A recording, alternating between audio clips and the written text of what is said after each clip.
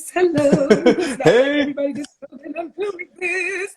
Hey, so literally, so my phone just starts to ring with FaceTime. Don't you hate that when it's the everybody worst. knows that you are what, like on set, getting ready to do Hmm. an interview? Like they know. They know, but They when you don't have know. nothing And going on, literally, yep, you are FaceTiming me. What are you doing? You know who you are. What are you doing? it never What? Not fails. only do you know, everybody knows. I've been Yeah. posting about it. What are you doing right now? How are you? How are you? I'm I'm super good. excited.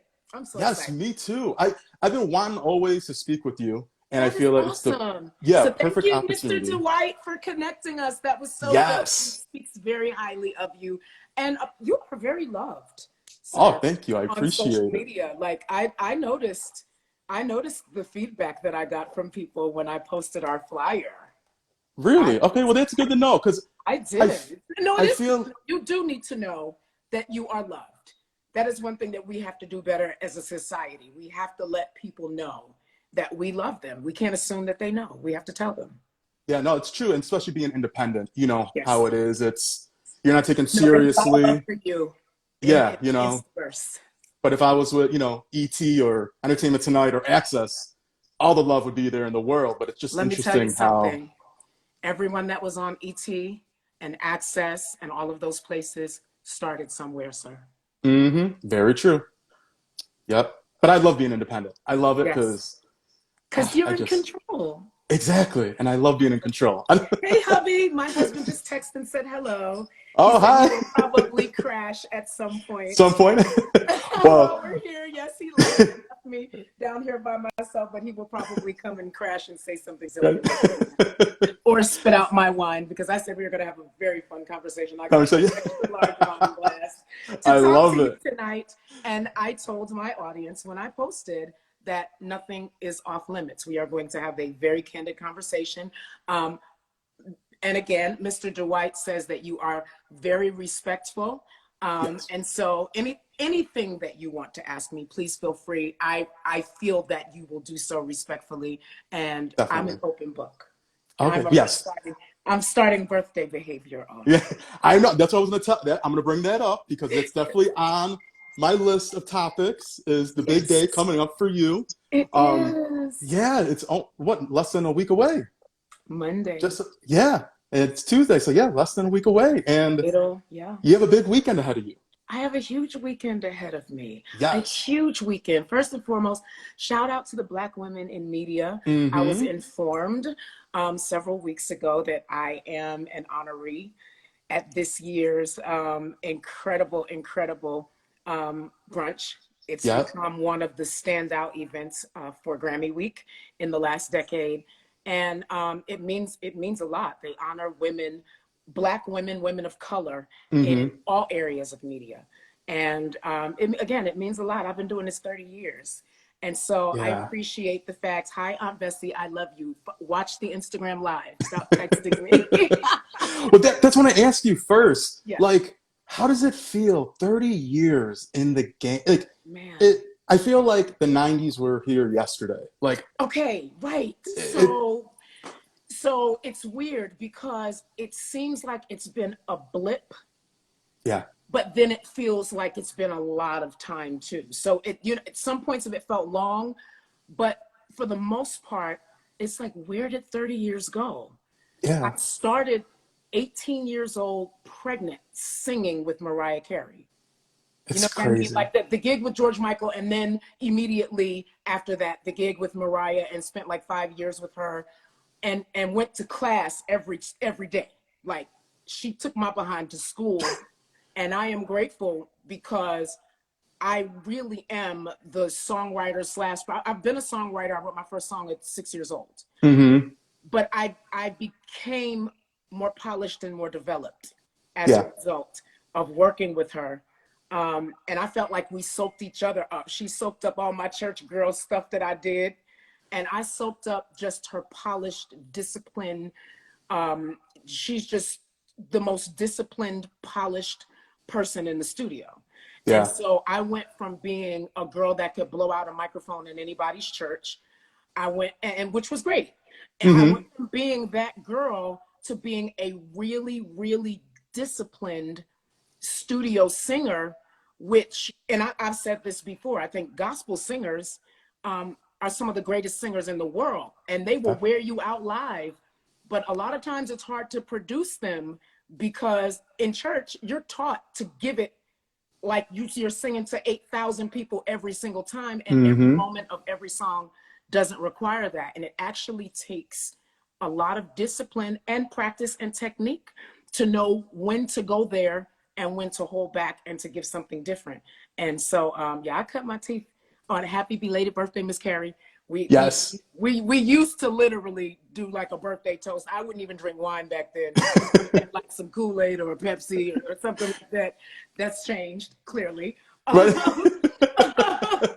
But happy belated birthday, beautiful.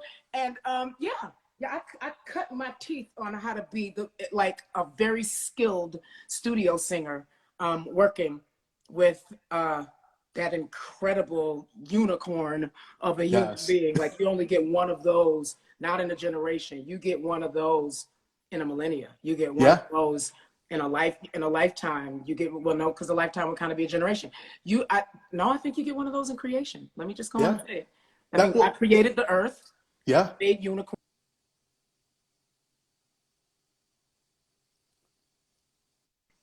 They Definitely one of calling. those. Yeah. I'm just, I pray for my people. I love you. But But I'm but but stop trying to call me while so, I'm but that's what I want to ask you too. Like, how did she overhear you? Because you were at rehearsals for yes, the Grammys, yes. Grammy week. Here we Grammy are. week, and your Grammy week again. Like, Grammy week. Okay. how did she? Where were you exactly? Where was she exactly? Like, how did it all come? Like, how did you even know that she was looking for you there that day? I didn't know because I wasn't trying to be found. I was a member of a 40 voice choir that particular day. Okay. My friend was hired to put together this choir to perform behind her for the Grammy Awards. She was doing this version of a song I think that Carole King had written for her, and she wanted like this amazing huge arrangement. So a friend of mine who is a musician and a producer, like back in the day, we were all broke and trying to figure out what we were going to do with ourselves. I was 18, I was pregnant. I hadn't told my grandparents or anybody yet. Like I knew, God knew, my sister knew, the doctor knew, my baby daddy knew. And so he called me for the gig, and it was a paying gig because I used to sing all his demos for free, like when he was trying to shop music. Yeah. So he called me to be a part of this choir. I'm sick as I don't know what. We're at SIR Studios for rehearsal in New York City. And so we had been in rehearsal for a few hours. Mariah was doing interviews for Mm-hmm. Grammy week. And so they broke everybody, bought the choir pizza and all of this stuff, and everybody goes to eat. Everything I smell makes me want to puke. So I'm trying to stay as far away from food as possible. Everybody else is out there eating. I stayed back in the rehearsal hall and sat at the piano. And my friend came and sat with me at the piano, rest in peace, Daryl Douglas, and he started to play the piano and I started to sing. And she walked into the rehearsal hall. My back was to the door. She walked into the rehearsal hall while I was singing with Trey Lorenz. And so when I heard them coming in and I saw that it was her, I jumped up and walked away from the piano because I wasn't trying to be heard or sing Mm-hmm. that day. But she had already heard me and it was too late. So she sent Trey Lorenz. Trey, hey Trey. She told Trey, go talk to that girl.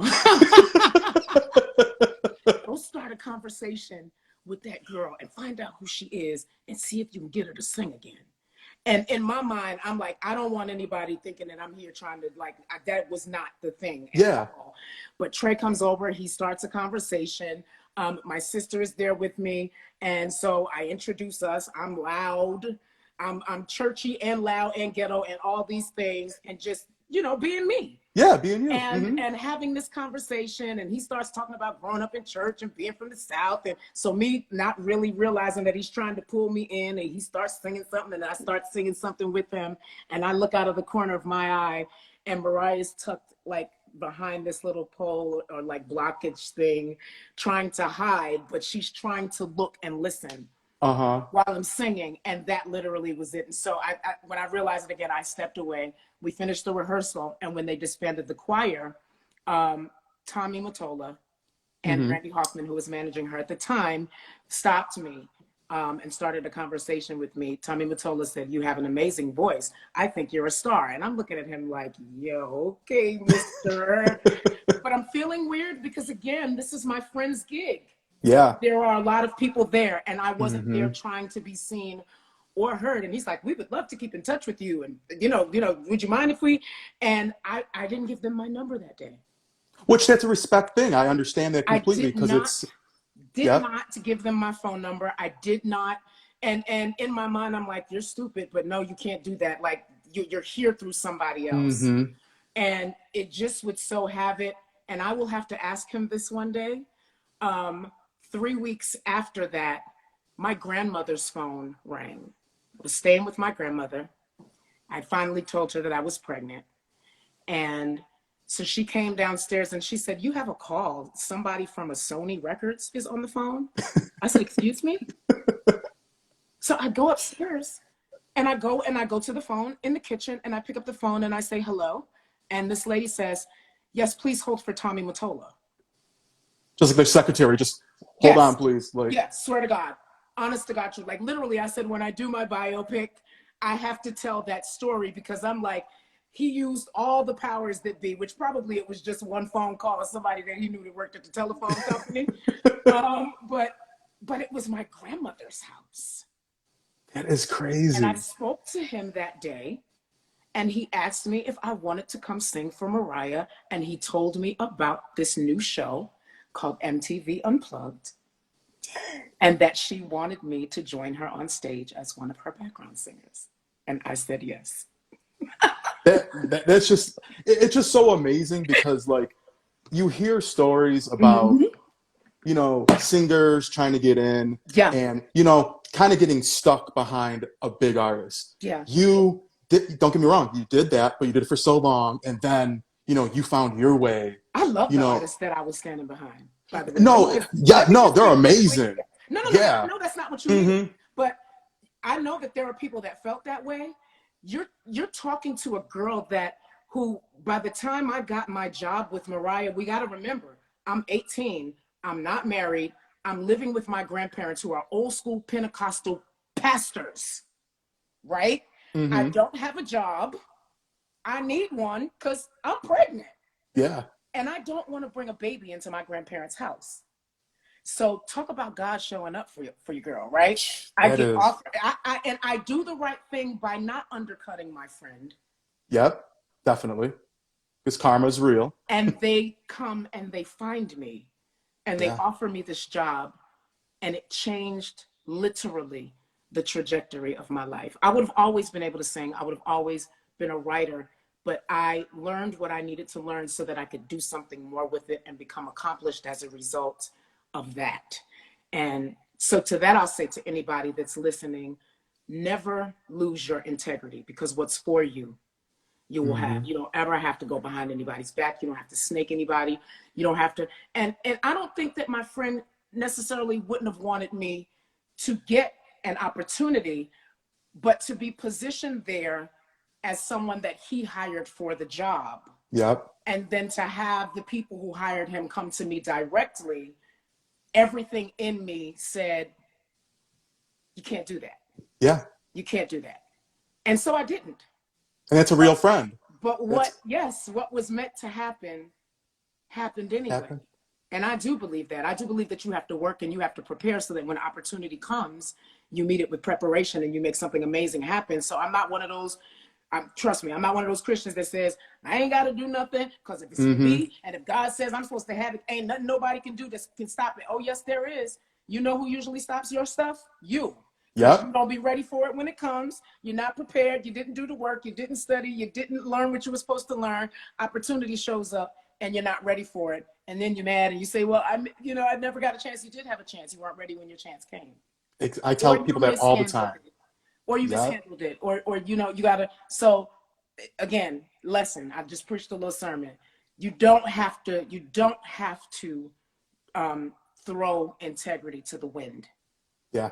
to get where you're trying to go. If you have done the work and you have been diligent, and when it was time for you to help it happen for somebody else, you did it, and you didn't envy them, and you weren't like low-key hating, standing next to them smiling and inside really looking at them like, damn, really? Like, no, when you are genuinely that person, and you can work as hard to help somebody else make their dream come true and make their thing look and sound beautiful, when it's your time, guess what? You karma, whatever, God owes it to you Yeah. to make sure that somebody shows up for you in that way. Every artist I ever sang for, I took my jobs so seriously.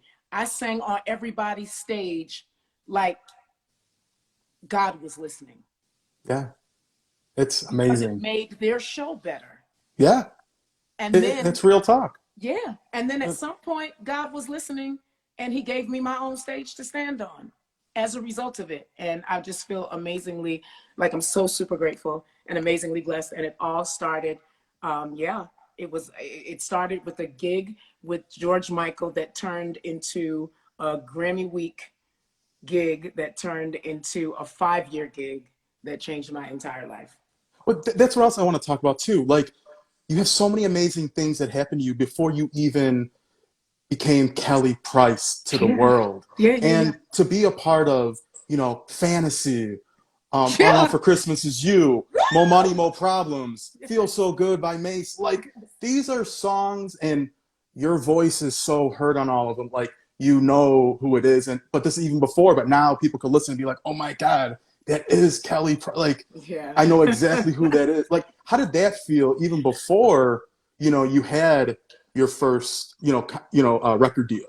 Man, so I want to say I was driving from Washington, D.C. back to New York. I went to D.C. to sing for somebody's church on the weekend, right? Because I'm still that girl from church. I sing in Yeah. churches all the time. Driving from D.C. back to New York after singing in somebody's church, and a song that I sang on for, oh my God, it was a rapper signed to Epic Records, and I am having a total brain fart right now, and I will probably remember it the second this live ends. But But I'm literally on the highway. I'm on I-95 on my way back to New York, and this song comes on the radio, and I hear my voice, and I start to scream like somebody is trying to choke me. Like, it was the craziest thing ever. And you know what's crazy? If I'm walking through Target and I hear my music, or if I'm in a bowling alley and I hear my music, or if I'm in a restaurant and I hear my music, I still get that, like, man, because yeah. inside, I'll never forget being Kelly from Edgemere Projects. Hmm. Inside, I'll never forget what it felt like to sleep in a car outside in the wintertime in New York because we were homeless. I'll never forget, walking through slush in New York City in the wintertime with holes in the bottom of my shoes and pieces of cardboard trying to keep my feet from freezing while I'm walking to school. I'm never going to forget that. I'm never going to be so far removed from that I lose the level of gratefulness that anyone that gets this opportunity should have. I will never understand somebody that gets this opportunity and gets so full of themselves Yeah. that they just can't be kind. There's a In lot of that, and there's unfortunately. a bad day. Everybody has Hmm. bad days. Everybody got Yeah, stuff we're going on human. that don't nobody knows about in real life. Yep. We all got stuff that we deal with that nobody knows about. So you just never know. You might run into something. I'm talking about somebody that, like, literally every time you see them, they got the stank face on, and it's like, Yep. really, what is that? What's that wrong? But you know what? I don't know. So I'm just gonna pray it gets better.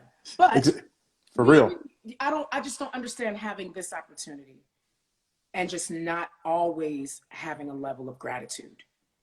Yeah. That will never go away from me. And I just have to say, because I told you that nothing is off limits, having nearly lost my life last year to Yes. COVID, I always thought that I was probably just like super grateful, and I could never, we could always be a little more grateful, but I always felt like I was really, really grateful for everything. I have graduated to a new level of gratitude as a Yeah. result of that experience. And I refuse to not live. I refuse to apologize for being happy. I'm going to always be kind. I'm going to always be respectful, but I will no longer allow myself to be disrespected either. And I don't care who Hmm. does it. Everybody's That's real talking about talk. it right now because of what happened at the Oscars. I haven't taken a position on it. I can't speak to what anybody was feeling, but what I will say is this: unless you know what it is to have your name in the mouth of just about everybody in the world in a way Yep. that is distasteful or untrue, you really can't say what you would do in that moment. So everybody with the, if it was me, I would have, no, shut up. It ain't you. And guess what? It won't be you before you leave the earth. Most people aren't known well enough that if they did something, the whole world would be talking about it. Even those of us who are entertainers that travel the world that people know. Yeah. There are a handful of people that literally in this world, if they do something, the whole world is going to stop to have a conversation about it. So I think while everybody's giving their opinions, they have to remember that unless you can put yourself in the position to know what it feels like to be on a global stage. Hello, I said global, not in the United States, not in the Everywhere. region of the country that you come from or your neighborhood because you hood famous.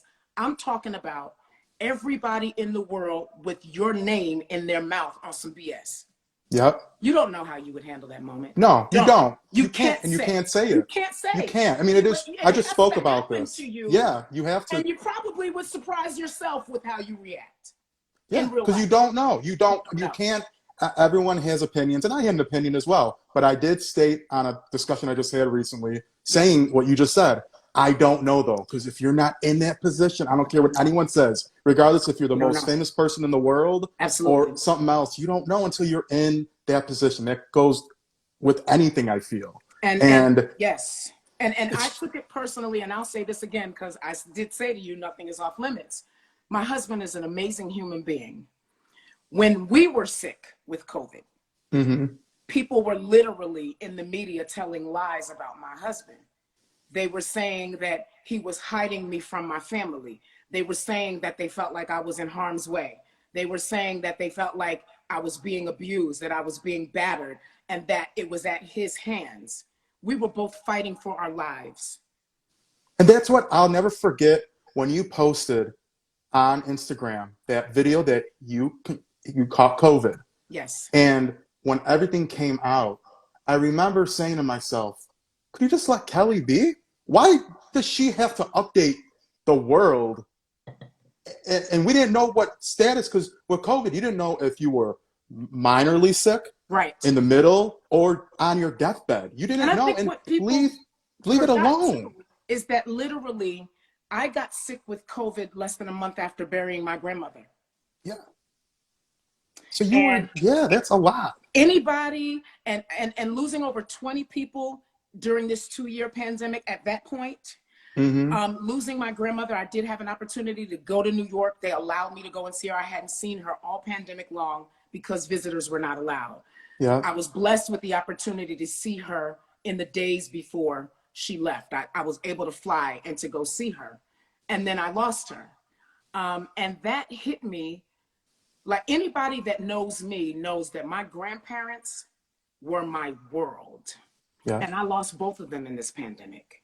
And yes, they were old. And yes, they were in their 90s. But when those are the people who have loved you regardless, when everybody else said that you were a piece of crap, and when people gave up on you, and when they said you was going to hell and you were doing this, and like I heard everything about myself. Yeah. My grandparents never. It was just always love. And they always prayed for me, and they always let me know, baby, you ain't never too far to come back to God. But they didn't believe the stuff people were saying anyway. Like they always had my back. They always prayed for me. So losing them like that in something that none of us could describe, Yeah. um, and then getting sick and not realizing how bad I had it. Yeah. I've been telling people, I really am a miracle. My right lung was 100% diminished. My left lung was between 85 and 90% diminished. That My was six God. months ago. Think That about is the time. crazy. That is, it blows my mind that you are That out was 6 months singing again and ago. speaking with me, just Literally, hearing. I should still be in speech therapy right now to control my breathing when I speak. And I am back doing concerts already. Yeah. I am a miracle. Literally, God gave you that Oh voice my for a God. reason. Like, I it, said he left my crazy behind here for a reason. Guess what? your girl is getting ready to cut up. Right. Like in all the best ways possible for the rest of my life. But I'm gonna tell you the other thing is what I'm not is taking garbage no more. I'm not gonna shut my mouth. I'm not gonna let people say stuff. And if for the sake of peace, don't check them, because I've done that my whole life too. Like, no, no, no, no, no, no. And I'm gonna say it with a smile. It's gonna come from a place of love. And if it can't come from a place of love, then I'm gonna have to distance myself from you, because I want, you know, to still be here. I want to live my life happy, and to be around anybody that brings me anything other than that feeling is not in my best interest. And Yep. I got an extension of life. I died, and they revived me last year. Why would I spend my time around somebody that is interested in doing anything other than helping me be my absolute best Kelly? Yeah, I just didn't understand that when it was all going on. I was just telling people, let her be. Let Kelly, she is taking care of herself or whatever. Trying. Why can't you just let it go? Why did it have to be stories out? Because Yeah. you're not on social media? It's like, And I didn't need to be. you didn't need to I be. didn't need to No, be. there wasn't no social media 20 years ago. Why No. does that justify Yeah, if I was you're, sick something's wrong? and I was grieving, and then gave my husband COVID while he was taking care of me. And he got sick enough to go to the hospital, but didn't want to go to the hospital because I was in the hospital. So he didn't want the both of us to be in the hospital at the same time. His family was where, like, people don't think, putting those stories out there like that, his family was losing it. Like, Yeah. we're people. So that's why I say you never know what you would do, you know, if it were you and your name was literally in the mouths of people all over the world. We got to learn how to be kinder. We got to learn how to have a little grace. I hate the statement, if it was me, because I'm gonna be quick to tell you it's not you. Yeah. It's not It's you. very true. Yeah. Regardless if you And have an that's where opinion or that not, stops. you have to say It's that. not Yeah. you. Yeah. Yeah. No, it's so Yeah. true. But, Yeah. So you know, I have an amazing husband, by the way, and he's fine. yeah. Oh my God. You are And such an he's fine amazing while couple. we I'm playing. so, I'm so happy for you and Thank him, you. and just like you both bounced back and are doing great, and seeing you back out there. But I knew from, I remember that I never forget that video when you first posted it. And I said, oh my gosh, she's going through it. And I get it. And I didn't expect to see you on social media for at least 6 months, to be honest, because I was Yeah. like, yo, let her take her time. Like, there's so much of the world, and people were just going in, and I'm like, Yeah. what is wrong with people? Like, and then the one thing I can't stand is the comment stuff. You know, people love Yes. to type behind, you know, a phone or a computer, Yeah. Yeah. but I don't do keyboard thugs, because I'm quick to tell somebody, meet me in the street with that same energy, and let's see what happens. And I because they promise to won't say God, nothing. I'm not even playing. Like, in real life, I'm not playing. Don't type something to me or Mm-hmm. at me in something that you wouldn't say to me if you met me in the street. I mean that Yep. on everything I love. And that's the Don't problem, do though. that. That's the problem. Don't do that. Don't do that. And so for real, again, I'm loving this conversation because I get to address a lot of stuff. I want to address this timeline again.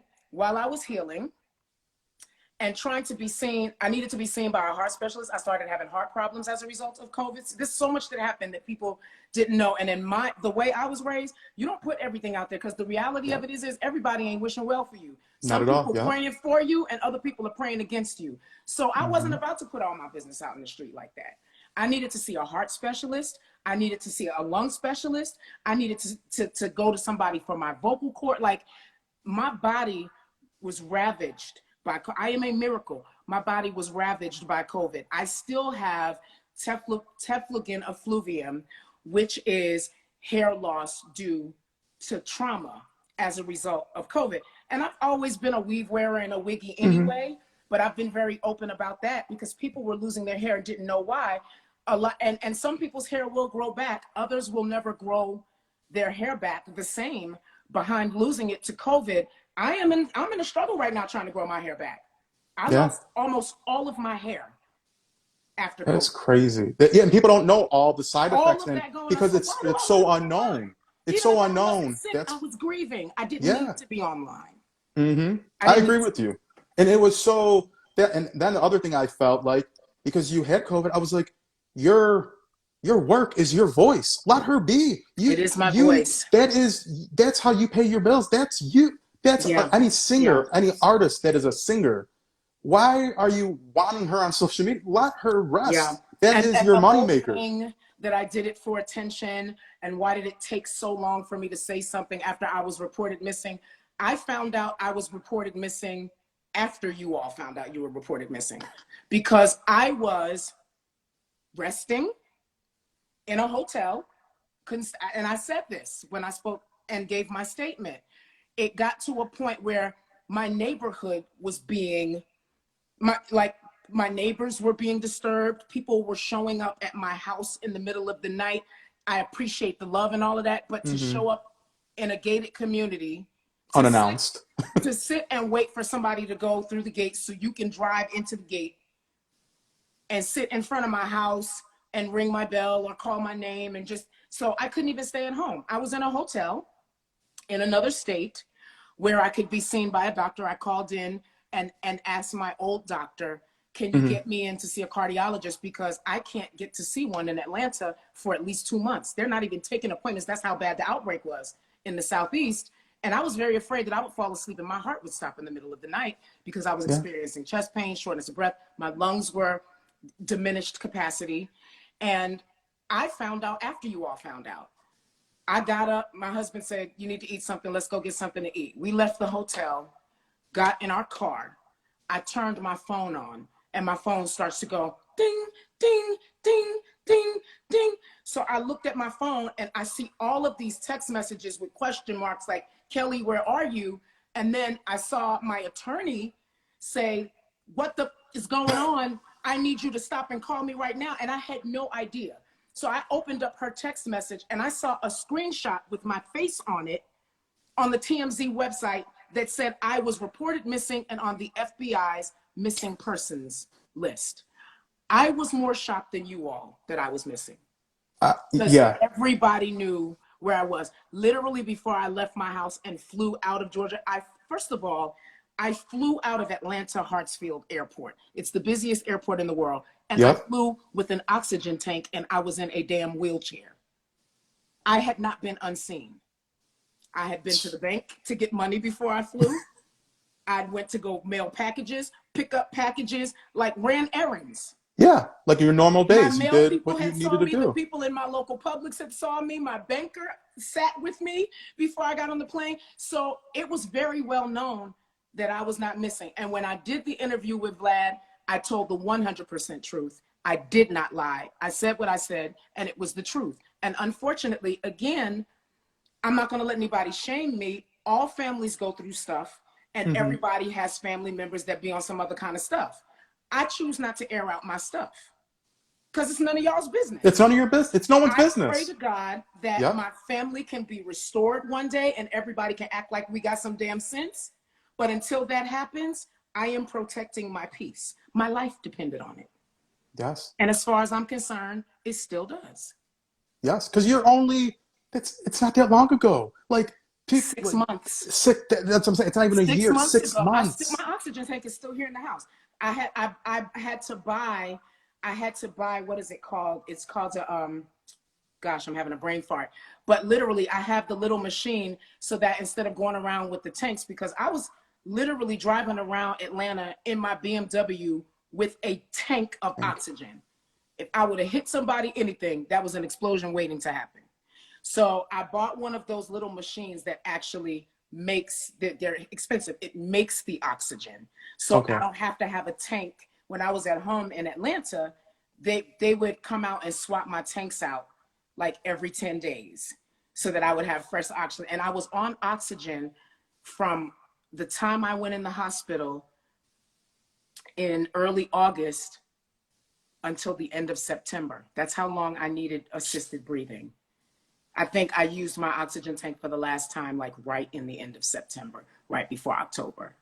And so I flew with an oxygen compressor. That's what it is, because it makes the oxygen. It has a little thing.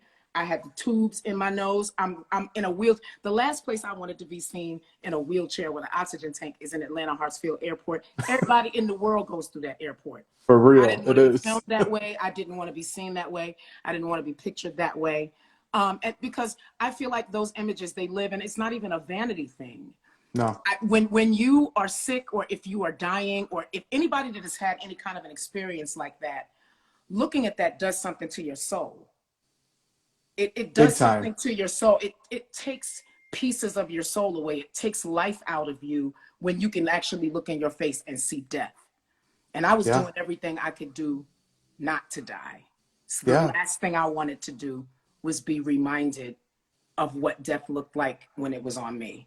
And so unapologetically, I say, I am living and I am happy, and I encourage everybody to do the same. Don't let somebody be the decision maker on how you love, who you love, when you love. If they don't like it, that's their problem, because you ain't sleeping with them and you didn't ask them to join you. So Mm-hmm. miss me with it. Like, it's nobody's business, and you don't need anyone's permission to live and be happy. If you can go to sleep at night and have peace, if you can lay down and know that you didn't do anything to try to harm somebody or take something that didn't belong to you or any of that, if you can do that at night, then you good. Who cares what anybody thinks? Yeah. Their opinion is not your business. Do you think I care what people think about me? At this point, no. Like, when Yeah. you almost lose your life and you come back, if you don't like Kelly, it's a whole lot of other people out there for you to like. It's a whole lot of people on this planet. You do not have to like me. There are enough people that like me. There are enough people that love me. So it don't even matter. Sorry to hurt your feelings, but it don't matter. Yeah. It doesn't matter. Go No, it find doesn't. somebody you like. Life is too short. It really is. You, it's, I mean, it's so for real, and people don't.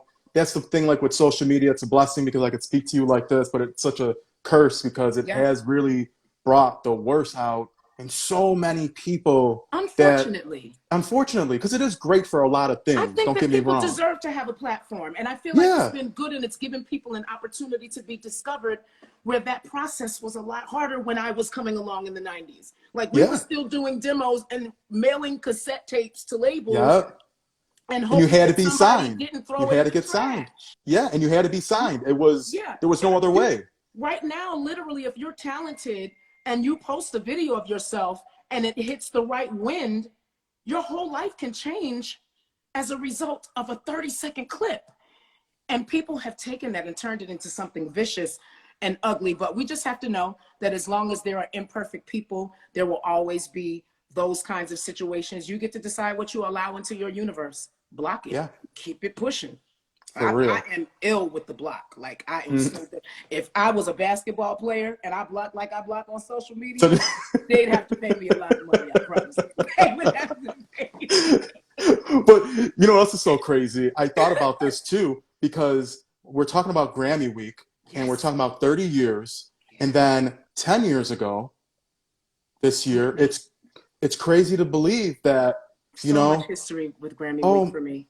my God, it's just kind of crazy how this we set up this interview, and I was thinking, I was like, oh my God, that's 10 years Yeah. in from this past February, Yeah. and you know, you're having your pre-Grammy party. I remember for your Hmm. 3 nominations. I remember, That and you was were so dope. celebrating. Yes. Yeah, like what is one thing that really you remember from that night? Because I know a lot of people like to tarnish, like wanted to tarnish that night for a They lot of tried. reasons. They tried, and I'm I'm so gonna happy you spoke about it on so many different platforms and like red carpets. You were, and I'm so happy you said that because, yeah, My life was bombarded so horribly behind that night, because obviously people wanted to speak to me about what happened with Whitney and, what our interaction was.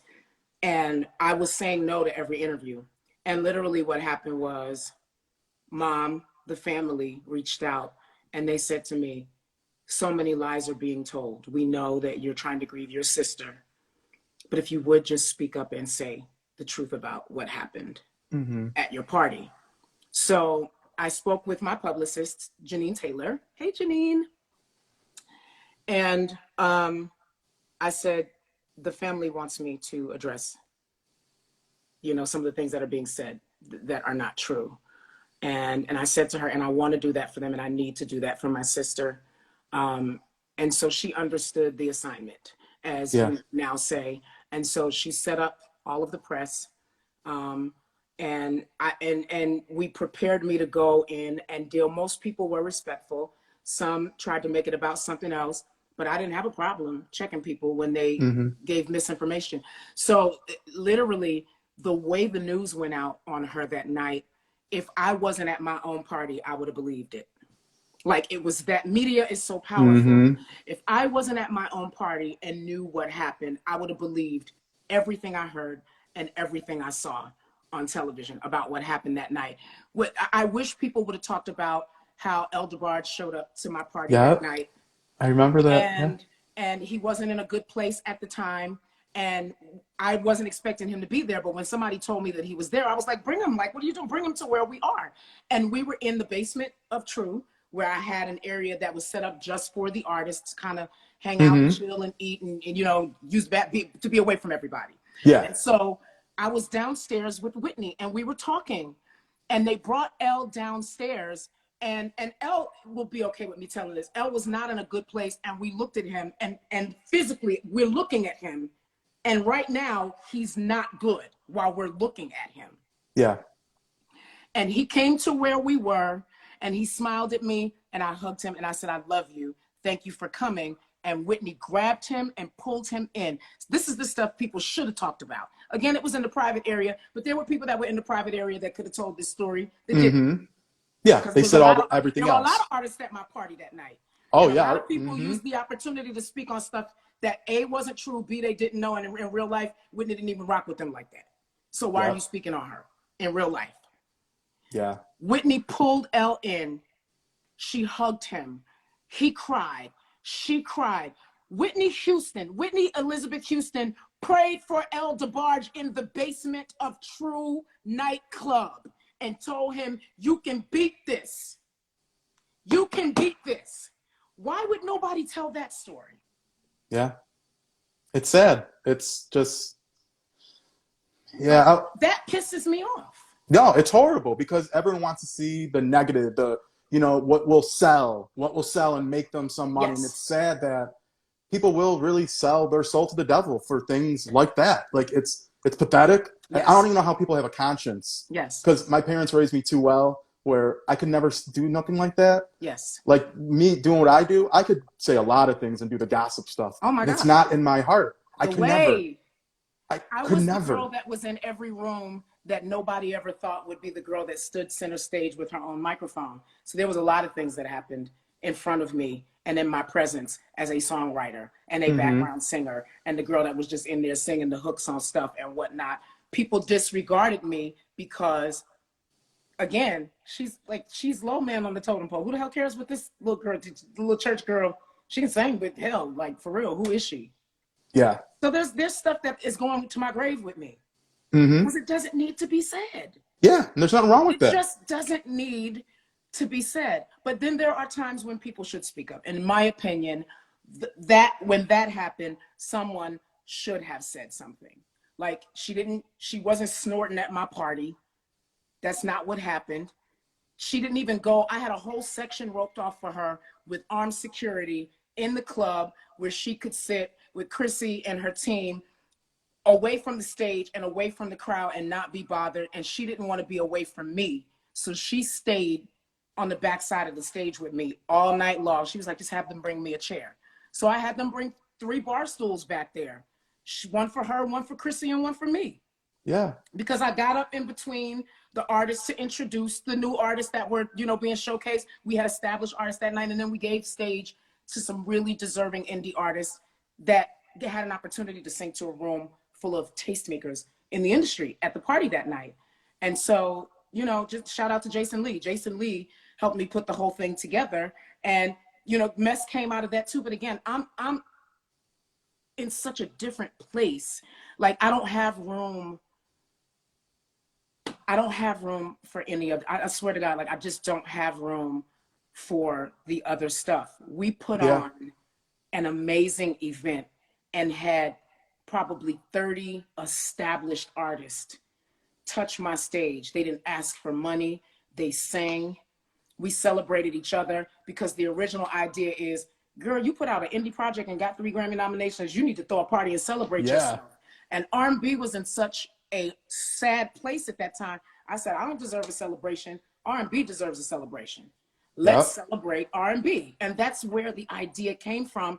And my colleagues rocked with it. They loved the idea of using Grammy Week to showcase what we did that the world always steals from and will pay everybody more to imitate what we do in our sleep. You said it, because it's so true. I remember seeing videos right away on YouTube of all the different performances, and I was like, dang, this was a dope a party. moment. It was a dope party. Like you said, you Everybody had showed. everyone was performing. Anthony Hamilton came through. Casey and JoJo came through. Lettucey came through. Layla Hathaway came through. Brian McKnight came through. Faith Evans and Kenny Lattimore hosted, and they both sang. Like, it was Yeah. crazy. Brownstone came through. True. Like, it was sick. It was like you had all. It was like Essence Fest without the high price ticket. Without the And it yes. was a party, and it was private, and it was invitation only, and it was exclusive, and the band was killer because it was my band that was on the stage, and the background singers were freaking amazing because it was my background singers that were on the stage, and they sang for everybody, and it was dope. Like, why can't we do that? Why can't we celebrate each other? Why can't we, like, all the rest of this stuff can go out the window. I don't knock what anybody believes, but what I do, even if you believe you got another life after this one, I encourage everyone to live this life like it is the only one that you get, and you don't get a chance for a do-over. If you live life like that, you will have no regrets. Yeah. And you know what? The one thing I thought was so beautiful, too, with your relationship with Whitney and Faith, when you all released Heartbreak Hotel, this is one thing that's not done today, especially with women, and I feel like it needs to be done more, where, yes, you are in the video together, but you all performed on the Rosie O'Donnell show. We did. On the Today Show. At the Billboard Awards. Billboard Awards. Yes. You performed not just once together, not just in the music video, you performed on multiple stages in front. Like, I remember watching that on TV, all those performances. And they were, and I was like, you look today, you don't see that anymore. It's had so much fun. And since I'm addressing all these lies, there's a story that was in the Star and the National Enquirer that when we were shooting the video down in Miami, that Whitney had a diva fit and stormed off the set and refused to come back and finish shooting the video, so they had to put in a stand-in for her. Let me help you all real quick. This is why I love the fact that I was actually there and I can tell the truth about what happened. There was a freak ice storm. The night we landed in Miami, it was like 80-something degrees. Overnight, freak ice storm. The temperature drops to 30-something degrees in Miami. It's January in Miami, and the temperature drops. So the producers, the production assistants, the video director, he has everybody all over the city, in every Lowe's, in every Home Depot, trying to buy up every space heater he can find, because we're supposed to be shooting on the beach. Yeah. And our trailers are out there, and it's freezing. So, like, the fur coat that Whitney had on that was not supposed to be part of the wardrobe, they got one because it was cold. It was freezing cold outside. And the shot where they actually did use the body double was because we had been there for so long and it was freezing. And so the double was actually only used to catch some aerial shots overhead from behind. So, and yes, we did leave. We did leave. And I'm going to tell you why. And you're going to love this story. I know you will appreciate it. Whitney didn't leave.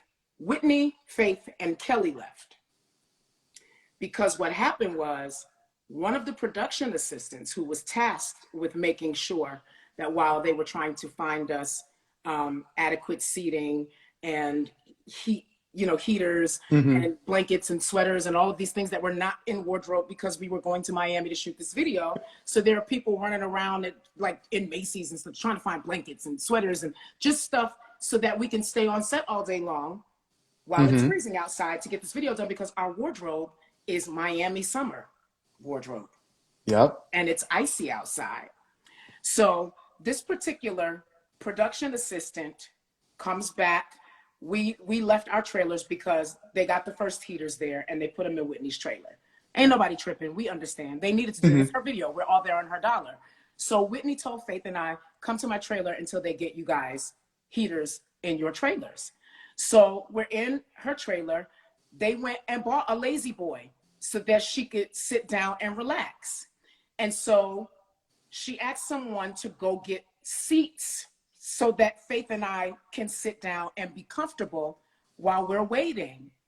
And someone was overheard, I think like a production assistant or something, complaining like, why do we need to worry about like if they got a chair, and why do they need, and they were talking about me and Faith. And Whitney snapped. And there's nothing wrong with that. And she said, They are artists just like I am. They are here working just like I had. How dare you disrespect them? You are here to see to it that they are. She said, as a matter of fact, you know what? We're not doing this. Her Rolls was there. She had them bring her Rolls in. That was her car. Actually, that was in the video. She said, you know what? Y'all don't know how to be respectful. And I'm quoting her. Y'all get your shit together.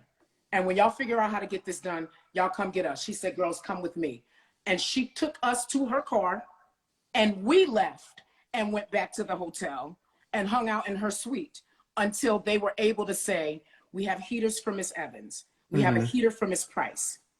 We have blankets. We have, you know, sweaters and jackets and stuff, and hand warmers and gloves and things so that we can keep them warm in between shots. Because they did. They came, they brought her a coat right away. They got her a heater right away. She had blankets. She had all of that, so as she should. But it was the attitude among some of the crew was kind of sort of, okay, well, she's good. What's the problem? And For real. Faith and I were there. And I love that it's the reason why I fight for her and I speak up for her the way that I do, because she always made sure we knew we weren't her. We knew we weren't on her level. Like, come on, nobody's stupid. We were grateful that she opened up her stage and her platform, and she loved us the way, like, she genuinely was a Faith Evans fan in real life. Yeah. She genuinely, and I was brand spanking new. Like, I was still on my first single when I did Heartbreak Hotel with her. Yeah, that's right after your first single. I right remember after that. my first single. That technically was my second single. That came out before Secret Love. Secret Love, yep. She was a Kelly Price fan from the first time she heard me sing. And she never treated me like she was here and I was here. She spoke to me through the eyes of a woman that saw greatness. Yeah. And she saw who she knew I was going to be. And she always spoke to me like I was already queen in my own court. And she never let anybody that was around do anything less than that, whether it was me or Faith or anybody that was there on her watch. And Whitney was always very transparent with me when we talked about addiction and that kind of thing. My father was an addict. He died as a result of his addiction. I lost my baby sister in 2014. She died as a result of complications due to her addiction. Like, it's not new to me. I am not a person that pretends that I didn't know that my sister had a struggle. We talked about it. Yep. But what I refuse to do is to let that be the only thing y'all talk about. That's what we straight up. Yeah. That's no, what because we there's so much amazing stuff. And all she was the such stuff she did, and that's everything. All we want to talk about. Yeah, but that's the We problem don't with need to people. Talk about the music. Let's talk about the people she fed. Yep. Let's talk about the kids that got a chance to go through school because she gave money, but she wasn't on the news every time she wrote a check. Yeah, she did it I privately. Knew about that. Yep. I knew about it. Yep. Why don't we talk about that? Let's talk about the addiction. We can possibly help somebody, but don't let that be the subject matter, and don't let that be the biggest thing about her life. But that's the problem, though. People think because addiction, they're a bad person. It doesn't make you a bad person. No, there's bad people that are the most sober people in the world that are horrible people. My father was amazing when he wasn't high. Yeah. I remember two distinct Joseph Prices. I remember the sober Joseph Price, and I remember the Joseph Price that was addicted and high as I don't know what, and he didn't even look like himself because he was either really, really out of it and couldn't pull it together, or he was very angry and very aggressive. And neither of those Joseph Prices I liked. When my father was clean and sober, he was amazing. He had a smile that lit up a room. People wanted to be around him. His personality was freaking incredible. Yeah. Addiction is an illness. Yep. And we have, just like with mental illness, we have to stop demonizing people who are fighting these illnesses. They can't help it. They need help. Yeah, it's a real sickness. It's not something you just cold turkey, and it's not going to be overnight. It's not something you could just, some people are blessed to kick it overnight or cold turkey, but a lot of people do not. It's like you said, it's a sickness, it's a mental illness, it's a physical illness, it's an illness, and people don't, and any, quote unquote celebrity, if it is addiction, it's like, like you said, the only thing they're known for. And it's sad because all the greatness some artists have given us that we'll never see again. And how about it's hard enough to kick addiction, but how much harder is it when you got a camera in your face every time you step 24/7. outside the house? 24/7. And And now that people's phones have cameras, like legit, you can't even be in your own driveway and be surprised if it shows up on the shade room. yeah, it's very true. I even look at times where back in the day, go to concerts and just enjoy Yes. listening to an artist Yep. and having maybe for a slow song having a lighter up, and otherwise Mm. just enjoying the And essence of a living in the moment living in the and stop moment, trying to have the phone trying to up. have a viral Yeah, video. yes, like just live in the moment and vibe with who you're there with or strangers around you and the artist and the band. And I miss them times because I'm happy I got to see that when I was younger, because today Yes. kids will never know. They will Everything never is, know that time. everyone's on their phone looking Yeah. down. I'm like, why did you come to a concert to Yes. look down? Yeah. Look, you're seeing Pay someone that's attention to the amazing. artist. I love Miss Patty. Miss Patty will tell you, are you watching me Oh, or are you talking to somebody? Like, what are we doing right what's the now? point? Yeah, like what? Why did you come here? What is Why the did you reason? come? You're on FaceTime. What are you doing? Yeah, like Yeah. it blows my mind, I and I'm love it. just yeah. But like you said, so many people are recorded, and like you said, the 24/7 Yes. recording. It's just let It's people not an be. easy way to live. No. You don't have any peaceful moments. And again, we're not complaining. We're very, very blessed to do what we do, and Mm-hmm. we are grateful. But everybody wants a moment to breathe and not to have the whole world know that a booger was hanging out their nose Yep. when they were on aisle 9 at Target. You know what I mean? Like, give me Yep. a break. Give me a Yeah. break. Reverse it. Like, you can't walk in my shoes, but let's just reverse this. If it were you, how would you feel? For real. Let's just And be but real. like you said, you'll never know You'll never know until because it you're won't be in. you. You won't. It won't be you. It won't be It you. won't be you. And That's that why I'm not going to tell you how I'm supposed to react. You know why? Because you will never be me. So you yep. don't know what it feels like to be me. Mm-hmm. And one thing I love that you've done, and I love that you've done this your whole career. People, it's funny, people are kind of understanding it now. The songwriting game is where the money's at, where the residual checks are at, where you will eat, your kids will eat, your grandkids, Amen. and so on, so on, so on. And Yes. now I feel like everyone's kind of trying to jump on the bandwagon of songwriting, where you've been doing it since before 1990. First release as a songwriter, I think was like 93 or 94. yeah. So So almost as how long does as it I've been in the feel? business. Yeah, like how does it feel like knowing you knew it before and you enjoyed it? It's not like you wanted necessarily the money, but you did it because you enjoyed it. But to know the money's Transparent in it. moment. She didn't even know how much of a nugget of wisdom she was giving me. Having a regular old conversation with Mariah in the studio, and I was talking to her about how beautiful her lyrics were, because Mm-hmm. I've been writing since I was 6 years old. And I was like, when did you know that your songs were good? Like, Yeah. we can all lie to ourselves. And when we sitting at home and singing this melody, telling ourselves, that's hot. Yeah. But yeah, is radio gonna play it, my nigga? Like, what's going on, right? So, excuse my French for anybody Yeah. that's offended by that word. But she said to me, she said, "Oh no, no, no, no, no." She said, "I would tell anybody, even if you aren't sure whether or not you're a good writer, if the label," and like she was giving me a nugget and didn't even realize it. If the label makes you work with a producer and says that they're gonna write the song for you, sit in a room with them and give them 3 words. Yep. You don't do nothing else.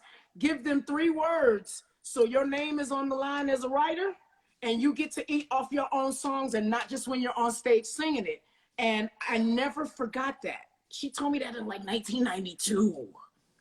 It's amazing. That's Right? And so, yeah, we had amazing conversations. She was like, what is it like to be 18 and pregnant? Like, you're a baby. Like, we had those conversations because you got to yeah. remember, we're only 2 years apart.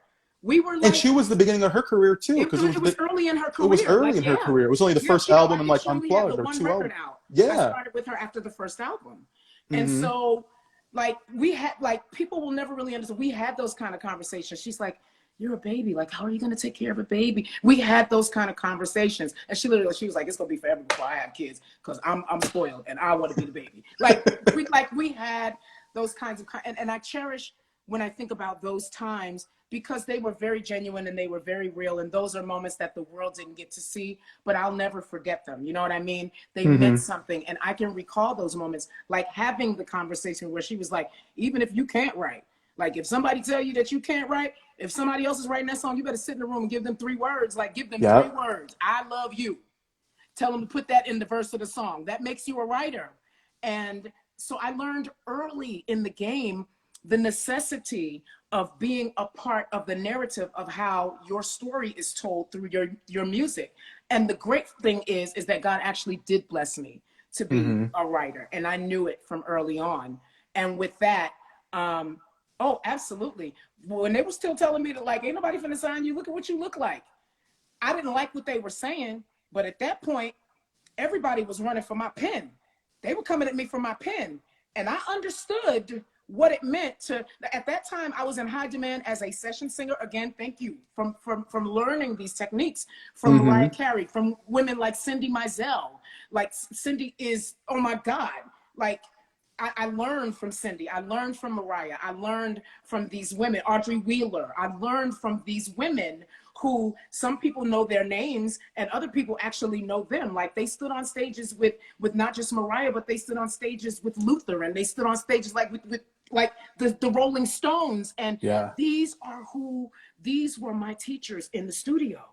These are the people that taught me studio technique. So I went just from being a church girl that can sing to a very well-rounded technique singer. And it worked for me because I could go do 4 sessions in one day as a background singer and make more money in one day doing 4 sessions than some people made in 6 months.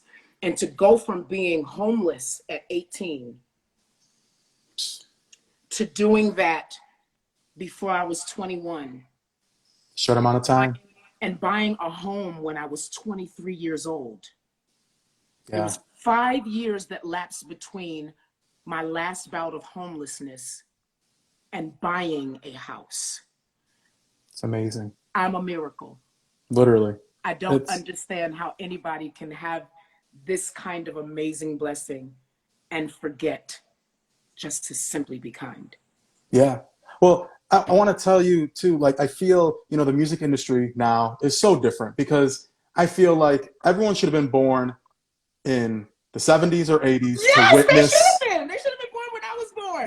To witness what, I'm not saying music's not good today, but it's different. It's a different time. It's so different. I'm happy I was old enough to know music by 5 years old. I kind of started buying cassettes and and CDs and my single cassettes and my single, you know, but seeing how, like you were saying, image was such a thing back then, and now it's more accepting. Not 100%, but it's way more. It's 100 night and day from the 90s to today. I am grateful, and I know that there are some people that feel that it's too much, and it's too. And I will say this because I come from a more conservative generation, and particularly being a girl who came up in a family full of preachers, right? Yeah. The fact that I'm an R&B singer made me the unicorn in my family, but not in a good way, because of the way I was raised in church. I'll say this. If you don't like it, turn it off. There's a lot of stuff I don't like. I won't make excuse for anyone's bad behavior. I won't make an excuse for, I'm not going to defend it. What I will say is you actually can control what comes to your phone. You can control what comes to your laptop. You can control what comes to your iPad. You can control what comes to your television. Turn it off. Block it.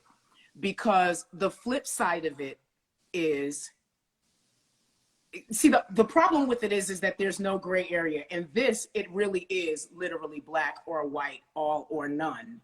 And so what happens is you miss out on a lot of good stuff when there's too much restriction and too much censorship. So the stuff that you find distasteful, and we'll just go with, it don't even have to be about your taste. There's just a lot of stuff out there that's just in poor taste. In real life, right? But if I don't want to see it, guess what? I'm not going to look at it.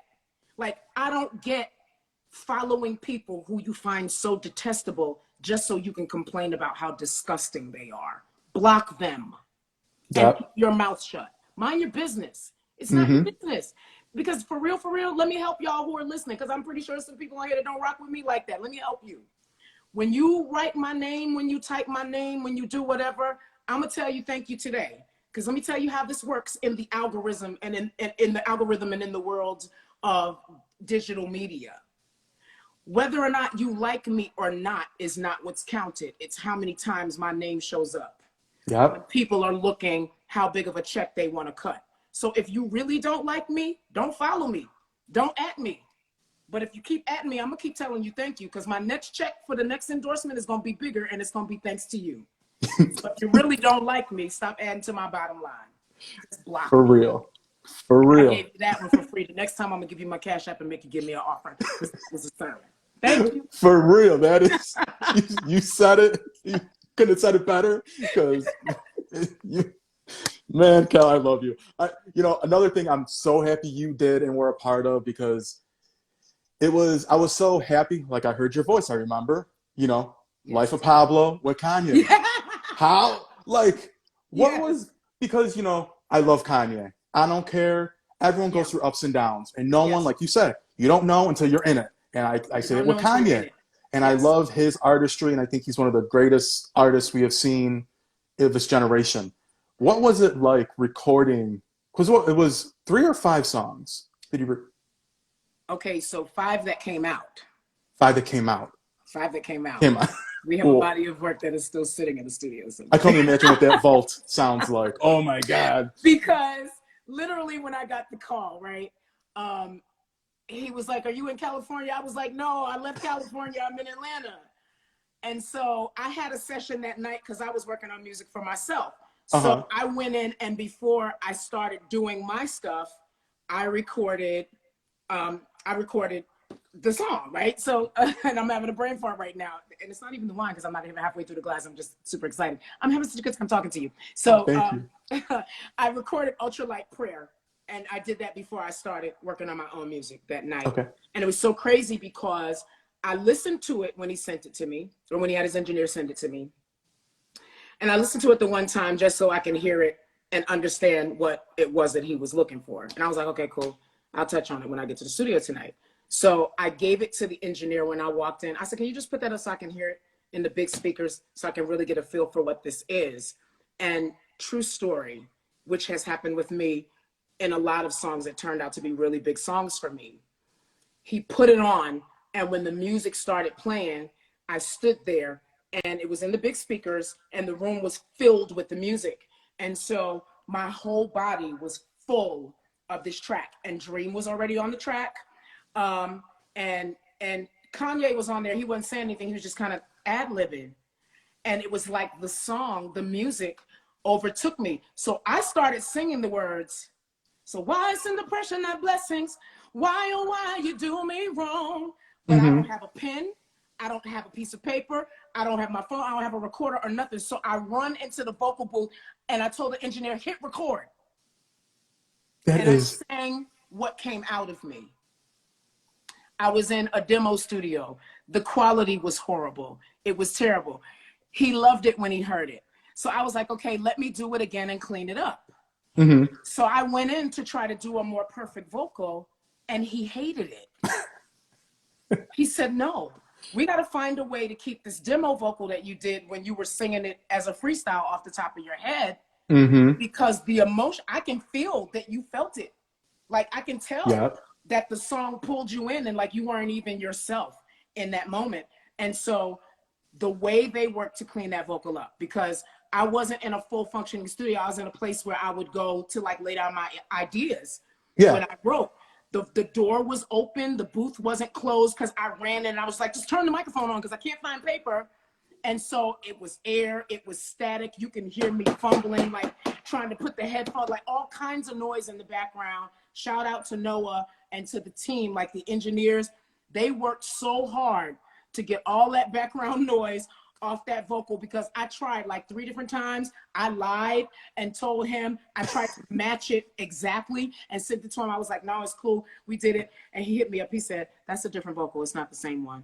It was close, but it's not the same. I want the demo vocal. And me as a singer, I'm like, yo, you're not about to have me out here in these vocalist streets looking crazy because everybody that is a singer is going to hear this and they're going to be like, what was she on that night? And I'm just really hard on myself. It's not that it was a bad vocal. It's just that because it was not planned, you know, it was, and I'm like, I can just do it so much better. But he fell in love with what came out of me naturally. The same thing happened with Friend of Mine. The vocal that's on Friend of Mine is the demo vocal. I re-sang it, and Ronald Isley said, hell no. I like the version that you played for me on the damn cassette. Because there were still cassettes when I wrote that song. I miss cassettes. I miss cassettes. I miss 8-tracks. Me too. I miss all of it. I miss 8-tracks. I We miss got to holding remember, I'm going to be 49 on Monday. That is correct. I feel like isn't that insane? It's insane to believe, right. like. So I was around for all that. I miss all of that. Like, and yes, people may say that the quality was lower because it wasn't as crisp, but what it did make musicians do, you really had to be true to your art because you heard everything. And the camaraderie was there too with people. You heard when the guitar player's hands slid across the vinyl to go from the fret that's closest to the bottom of the guitar to the one that's right up at the top of the neck. You heard it go, and you felt it because there was an energy in that, right? And again, I'm with you. I feel sorry for this generation because except for the very, very limited number of unicorns that we have out there like her, music official. Yes. Whew. She's not a human. She's an animal. Yes, she is rare form. I say that with all the respect in the world. She's going to be honored on Friday. So I am going to have my mentor / fangirl moment with her on Friday because we're both being honored this week. You know, one thing too, that I know you were part of a lot of soundtracks. Yes. And my favorite song you redid was from Bringing Down the House, Ain't Nobody. Ain't Nobody. Oh. Yes. I remember hearing that at the ending credits of when Queen Latifah is, I think, on Eugene Levy's lap, and the song starts. And I remember I didn't, because I had to take a listen. I'm like, hold on, this isn't Chaka Khan. And I'm like, this is Kelly. And I hurry up. I remember, like, went online and Googled it because I was like, and I found it. I was like, I knew it was Kelly. I'm like, yeah. And I was so happy you did that because that song, it sticks out to me. People don't remember that, but it stood out to me. I was like, oh, Kelly, I'm so happy you did. I have so much respect for the generation of singers and musicians that came before me, like the stuff that they endured, you know, the Chitlin Circuit tours, having to ride in buses and vans and cars through the South and literally knowing it's a possibility I won't make it back home to my family because if we get pulled over by the wrong person, we're not going to make it back home. Yeah. Right? Kind of sounds like 2021 and 2022 while we're playing. Because we're revisiting some of that ignorance right now. But I so respect them. So when I recorded Ain't Nobody, when I recorded Through the Fire, I did that. I did my version of Through the Fire. When I recorded Christ As We Lay. When I recorded Ain't No Way by Aretha Franklin. Like, when I do these covers, I know I get on the producer's nerves because I worry them to death. I always say, listen, we're going to do this cover, right? But in real life, nobody should touch certain songs. But, you know, I'm going to go ahead and I'm going to do it I do it from a fan standpoint because I love the singers and I love the songs. But my concern has always been when I've covered these amazing vocalists, these amazing song stylists, these amazing human beings, that I don't disrespect the original art of the song by trying to make it too much of my own. I know that it's important that I bend or flex just enough so that I create my own version of it so people understand that this is me singing the song and not me doing a really good karaoke version of an Aretha Franklin song or a Chaka Khan song or you know, or a Shirley Murdoch song, but to always address it respectfully enough that I pay homage to the original song, Mm-hmm. to the original songbird who sang the song, and then say to them, man, you sang this so well, you just make me want to sing just a little bit harder, right? Because any real singer, when they get around a singer, it makes them want to sing. And I got another story for you. You know, I got 30 years of this. Uh-huh. James Brown was being honored many years ago by the Grammys. And they did it at the Atlanta chapter hosted this thing because he was back in Georgia. He wasn't going to travel. And we were all told. So we did this huge musical tribute. And CeeLo was a part of the tribute. And like, it was an amazing house band. And I sang It's a Man, Man, Man, Man World that night. And so I had this idea at the last minute to grab one of the guys' suit coats and put it on over my dress and like grab a hat off one of the guys and I threw it on my head. They told us in rehearsal that day during sound check, do not try to hand him the microphone. Like, don't play those games. His manager said, don't play those games. Mr. Brown is not singing tonight. He's not doing any of that. We did good to get him to agree to come out and receive this award in person. Do not disrespect this moment. We promised him nobody was going to stick a microphone in his face other than when he comes up to get his award. And if he chooses to say something, then he says something. And if not, we're just glad to have him in the building, right? So we're like, no, of course, like that's Mr. Brown. Like, and nobody's going to disrespect him. So I'm the last singer in this tribute to James Brown. CeeLo finishes and the music, the strings. And I start singing and I walk center stage with this hat on and this man's suit coat on. This is a man's world. I get to the center stage and I'm singing this song and I'm all the way in and my eyes are closed and I'm nothing. And I feel somebody do this. And I open my eyes and I turn around and he said, give me the mic. James Brown got up out his seat, walked up the stairs, came to the stage. He did like Whitney did at my party that night. She went to that night. He told me, give me the microphone. And he finished the song. That was supposed to be the finale of the tribute. I need that footage, Naris. I need that footage because I know y'all got it. Y'all made us leave our phones and all that stuff. But y'all filmed that night. I need that footage. James Brown, I was in. My eyes were closed and I was giving it everything I had. And I felt this. And when I opened my eyes, he was standing next to me. He told me, give me the mic.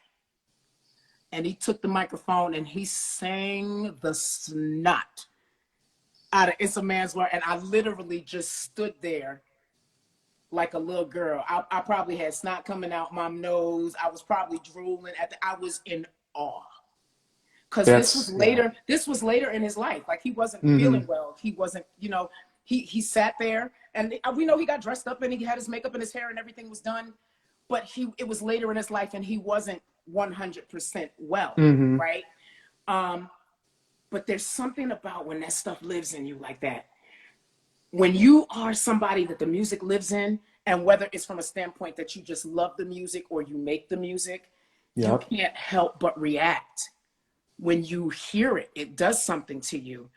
And James Brown got out of his seat and made me give him the microphone and sang the hell out of It's a Man's Man. And literally, and I was looking at him and I was going between being super excited and being scared that somebody was going to feel like I tried to make that moment happen. Because again, they told us Mr. Brown is not singing tonight and do not pass him the mic. like, under no circumstances. So I'm totally fangirling, right? But I'm like, oh my God, I am going to catch hell. When I get back in the backstage area, they are going to let me have it. But it just ended up being one of those moments that for those of us who were in the room, man. Yeah, that's a moment. We got something that was so special. And I have one photo someplace. I'm going to have to post it for like a TBT or FBF. Like, somebody took a picture of me standing next to him on the stage that night with the hat on and the suit. And he had the microphone. And I'm just kind of standing there looking like a deer in headlights, right? Well, yeah, because you're caught off guard. I'm You're caught like off you said, guard. you're And singing. I'm You're standing next to James Brown and he's singing, yo. Like I was supposed to be doing his tribute and he wants to sing and I'm standing next to him. And so I have that photo and he is giving it like he's all the way in this picture. And I'm looking at him like, yeah, that is. yeah. Yeah, my That's one for the biopic is going to books. be insane. It's actually going to Oh, have to be a mini series. oh There are yes. too many stories to tell. There are Yeah. way too many stories. Well, yeah, that's what. Well, I'm from Chicago. I'm a Yes. Chicago born and Love raised. Chicago, love the food, Yes. love the shopping. I always gain 10 pounds when I go. I have got to get off that. I'm like a hamster I got to get off that. Every time I go to Chicago, I swear I eat too much and I shop too much. You saw. Well, I do. I hope you love Chicago because a lot of people I feel like we get a bad rep. No, I'm from New York. How dare I can't be a snob. Yeah, well, a lot of people. I'm from New York City, and I was born in the 70s. This is before they cleaned up Times Square. You know what I'm saying? I do not have the right to be a city snob. But and I'm from Edgemere Projects in real life. Like that was New York City's Cabrini Green. That was what I'm playing. I Yeah. cannot afford to be a snob. Yeah, but Chicago, one of our true greats, R. Kelly. I Yeah, don't care what anyone says. yeah, His music will live on regardless of anyone does in their personal business. And I'm so happy what you said in your Vlad interview yes, about how not just him, but you talk about other artists, how it's not just them. yeah. There is a team. It's not It's like a culture. it's a culture, and it's I stand all on what I known said. behind the scenes. I stand on what I said, and I will never take it back. I didn't Yes. disrespect anybody. No. And I didn't love you said disrespect that. anybody, and I didn't name any name. I didn't do any of that because I'm a woman. I'm a Black woman. I work in this business. I've experienced the ups and the downs of being a Black girl in this business. I've experienced the ups and the downs of being a fat Black girl in this business. I've experienced the ups and the downs of being a girl that wasn't putting out, that literally just wanted to earn her check off of the merit of her ability. So there were downsides for that too. I get it. And I'm a mother. Yeah. I'm somebody's mother, and I'm somebody's child. I'm somebody's grandchild. And there are people that look at me and find hope for their situation, even if it's from a distance, right? So I get that artists always want to say, I'm not a role model, lies you tell. When you accept the assignment, you become a role model by default. People are watching you and they are modeling you, and just accept the fact that if you are a jackass, that the people who model you are going to be jackass juniors. Because that's what you put out there, right? Accept it, own it. So I have to be responsible and accept the fact that people who choose to model themselves after me, and if they're doing a good job of modeling themselves after me, if I don't like what I see, then I need to change something about myself. Because if they're doing a job of imitating me, right, and I think it looks bad on them, then that's because it looks bad on me. So I can either decide to own it or change it. Yeah. So yeah, no, he is, and he has already written his place in history as being one of the most prolific writers of our time and of our generation. When you can go from writing a song for Lil' Kim to Celine Dion, you can say what you want to say. That's a gift. Yes. The problem is two things. He needed healing in some areas that were never addressed. And what happens in this business is when you make enough money, people will pretend like the things that you need to deal with don't exist. They will either pretend that they don't exist, or they will actually help you feed your addiction. They will help you feed your fetish, as long as they can keep you cranking out what they need to keep their bottom line fat. So there's no accountability. And there's no way to do all of the things that people say he did. And I go on record again saying he never did any of that stuff around me, because if he didn't know anything else, I'm a real one. I'm somebody's mother. I'm somebody's child, and I don't play that. It's no way in the world that stuff would have happened around me and I would have kept my mouth shut. Yep. But I was honest when I said, who the hell didn't hear the rumors? We all heard the rumors. Yes. It was always. Y'all would have been calling me all kinds of a liar if I would have said, well, no, I never heard anything negative about him. We all heard it. We all heard it. But what he never did was bring it around me. Because I don't care what anybody says. Anybody that engages in that kind of activity, allegedly or actually, predators pick their prey. Yep. they know who to go after because they know who is going to be afraid enough to keep the secret. Mm-hmm. They know who's going to fall for the banana in the tailpipe. They know who's going to fall for the okie doke. They know that predators have a type. They go after the same person in a different body every single time. I was molested. I was raped. I fit the profile as a kid. I was in a single parent home. My father was a drug addict. My mother was a struggling mother in the 70s with 3 kids by herself. We were on welfare. We went from sleeping in a house 1 month to sleeping outside in another month, sleeping in the $9 a night hotel because she didn't want nobody to know that we didn't have a place to live. And then we in church every Sunday and Friday night and Tuesday and on Monday. And I can't say nothing at school because if the school people find out that we don't have a place to live, they're going to report my mother and the city's going to come in and take us, right? So all of these things that are, you know what I'm saying? Like the world, we just, y'all, and I promise you, I can't wait. Like people, my purpose, I know, music is my stepping stone for what my real purpose is. I feel like there's no way in the world I could have lived through the things that I've lived through in my life and not just survived, but thrived to the degree of having a life that is now in the history books. Yeah. To keep it all to myself. That would make me the most selfish human being in the world. I need to tell somebody so they understand that if you're there right now, that doesn't mean that's where you're always going to be. Mm-hmm. Some of the hardest times you need to go through to see the light and see the best times. And people don't get that, and they think because they're in the dark times, it always will be dark. And it's not. Everything comes to light, regardless of the worst of anyone could be. And everyone, I think, kind of has gone through something, I feel. Some way, some shape. My prayer for Robert is that when it's all said and done, he gets the help that he needs, and he's able to make peace with God and with those whom he has affected negatively, right? My prayer for Kanye is that God will give him what he needs so that he can properly grieve his mom. Mm-hmm. And that he will have people who surround him that he respects enough that don't need his paycheck and don't need his acceptance or his amen or his thumbs up.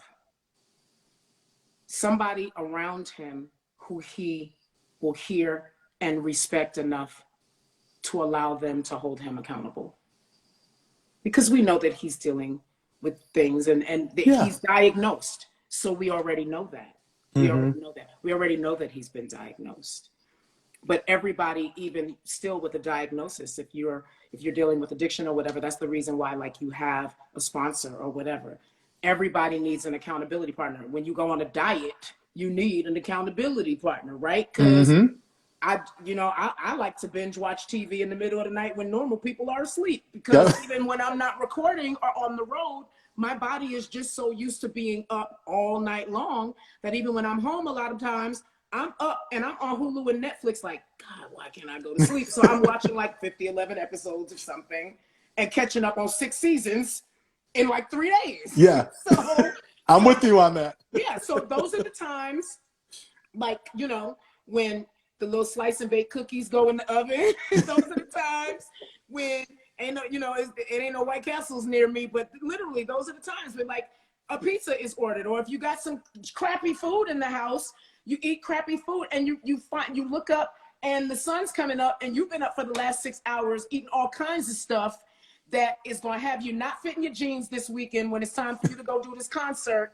and your stomach is going to be hurting all day today, right? So we all need accountability partners in life, period, in some area of our lives. So for these people who the world likes to watch, egg on, judge, because everybody's guilty of doing one of these things. Yep. You're either watching it, you're egging it on, you're the amen corner or the peanut gallery with the dumb stuff, egging it on, like in some way that we're like, we all have to remember that at some point in our life, we're going to need an accountability partner for something. Mm-hmm. And I haven't had a chance to talk about it a lot, but when my sister died, I grieved in a way that I had never experienced in my life before. She was my baby sister. And I never expected that at 36, that we Yeah. would be putting her in the ground, right? And so me, who it was a big deal for me on Grammy night to have a glass of champagne, I went from being the designated driver everywhere we went to I was hiding in my hotel rooms after shows and cleaning out the minibar. And there were mornings that I woke up in the bed in my own vomit. And I was depressed and I was crying. And in the 12 months after her death, I gained like 75 pounds. And I was drinking and I was doing all kinds of crazy stuff. And I had nights that I don't remember. Oh, it's a And if real it thing. weren't for somebody taking a picture of me and me seeing what I actually looked like and embarrassed at the fact that I could be that person, right? Not anymore, because we all go through something. Mm-hmm. But we all need somebody to snatch us back, somebody that will hear, somebody that we will respect, somebody that even if we don't like what they're saying, we know that they would never tell us anything other than out of love and Yeah. want to make sure that we're okay. So my prayer for all of these people who are making headlines that everybody has an opinion about, right? It's not even your life. Get off it. Like my hope is that people will remember that one day it's going to be you. It just won't be at the level of Will Smith, of R. Kelly, of Kanye West. You understand what I'm saying? Like it won't be at Mm-hmm. that level because the world's not going to be talking about you. But in real life, when it's just in your neighborhood and it's a scandal and the majority of your world and your everyday existence happens in a square block, if everybody in your square block is talking about what's going on in your private life, you feel it like it's the whole world because that is Yeah. your For real. Yeah, that's real talk. that is your Yeah. world, and perception is reality. So I Yeah. need for people when they want to say that phrase that I hate so much, well, if it was me, I'm gonna say it again. The sentence is, it's not you, and that's where it stops. So you Mm-hmm. don't get to say that. You don't get to say that. Pray that you never know what that feels like. Yeah. Pray that you never have to live out your grief on television, on a Mm-hmm. stage for the world to see, with TMZ following you. Pray that you never have your dignity. And by God, like I will never say that I have lived out some of the things that I've seen some of my colleagues lived out, but I felt like I had my dignity stolen from me while I was trying to heal Yeah. because of the things that were being said online, because of the headlines, because of things that family members who were not telling the truth were reporting to the media. I felt like I wasn't even allowed to grieve and to heal with dignity because I was forced to come out while I had an oxygen tank sitting next to me and record a video statement to show the world I'm not dead and my husband is not somewhere in a basement beating my ass, excuse my French, for those of you who got a problem with that kind of language. But like I had to do that so that people would know that that wasn't happening to me Mm-hmm. and that it wasn't true. And I felt like I had my dignity stripped from me because all I wanted to do, honestly, was get better. And I wanted to go to sleep because every time I went to sleep, I saw my grandma in my dreams. And I Yeah. wasn't allowed to do that because I was reading headlines And you shouldn't and have to do talking, that. and talking to my lawyer and talking to the cops and setting up an appointment to meet an agent from the FBI so my name can be taken off of a missing persons list with an oxygen tank on my side. How unfair is that? Crazy unfair. It's just, We have to do better. I just think if everybody takes 5 seconds before they pronounce judgment on anybody else's life, like everybody, you're entitled to your thoughts, but you don't have the right to have an opinion about yeah. everybody's business. You don't. Like, I believe that. Everybody's entitled to what you are entitled to think what you think about it.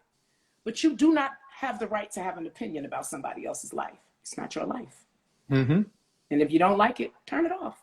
Don't watch it. Leave it alone. Pray for them. You so like all these holier than thou people, you talking about them, don't talk about them, pray for them. How Yeah. about that? And then leave it alone. Because at the end of the day, if anybody can fix it, God can. And if God can't fix it, it can't be fixed. Right. It's so true. It's real talk. Yes. People, it's The a power sad of thing. shut up. I don't even know who said that, but that caught my But attention. Somebody said the power of shut up. The it, power of shut up. The power of mind your business. The power of but you don't pay no bills over here. but The no, power Kelly, I of know. this Pinot Grigio is amazing. I want to talk about two more things. I don't want to take Yes, your whole night because I know, we've been on for a we while. could. I We're don't gonna want have to to take, do this again. yeah, We might but have to make an appointment to check in every 6 months. so, right, yes. But Yes. another thing I love that you did, and I thought it was really fun to see you, and it was something new for you, was R&B divas. You know, That was it crazy. it was crazy, but it was fun. It was. I give you credit for letting the world in because it's Yes. hard to do, and people Very think it's hard. easy, and oh, it's whatever. She's used to it. No, no one's No, used to a it's camera being very different. followed. Very different. Very different. And How I did you? did not What did you have learn? control of. I didn't have control of what people saw, how they saw it, and the Mm-hmm. order in which they saw it. And someone said to me one time, "Well, if you didn't say it, they couldn't have played it." And I said, "You know what? You're 100% right." But I use this for an example. I say if I walk in the room and I see my girl, and I'm like, "Bitch," we know what that moment is. Mm-hmm. If that's taken out of context, Or and edited. somebody's got the screw face on because somebody just says something stupid, and that moment is dropped in, and you see me go, bitch, and the music is changed. Now Yep. it's dun dun dun. All of that is designed to make you believe whatever it is that they want for you to believe. I don't regret doing it. I used to. It was a lesson. I learned it. And while people are still running around talking about I hate Kelly Price, I used to love her before that show. Shantae and I hit it. While I was sick, Shantae was sending me prayers and scriptures. Y'all need to get a life and get out my business. How about that? Mm-hmm. Like in real life, like get off of it. If watching a television show is taking up that much space in your head, that might be the reason why you ain't figured out what to do with your life yet. Because while you're doing all of that, you talking about me, what you're seeing on TV is paying my bills. It ain't doing nothing for you other than giving you conversation on your timeline. For real. And unless you a blogger with some endorsements, that don't pay the bills. Yeah. So I'm gonna tell you again, you got that one for free. The next time I say it, I'm gonna give you my cash app and you got to give me an Yeah. offering because I just preached the whole sermon. I For did. real. That is real talk. But well, back to this weekend though. I'm so excited for you. The brunch you're being honored at, as well as your Thank you, birthday. Black women in media. Yes, Black Women Media. Your birthday's coming up Yes. Monday. Yes. What do you want to do? And you have shows planned. I know you just did a couple shows. You I still have did. shows planned. I can't wait till you do a Chicago show. I just definitely gotta come out and see you. Working on it. Definitely I gotta, have yeah. like 3 different things pending right now for Chicago. So I'm like Oh, this waiting on my office to tell me that something has confirmed. Chicago always shows up for me. And my last time performing in Chicago was Valentine's weekend, right before the whole world shut down when All-Star Weekend was in Chicago. I was at yes. I was there that night with Eric Benet. Tamar was supposed to be there. She didn't make it. It was me, Eric, Tank, and RL.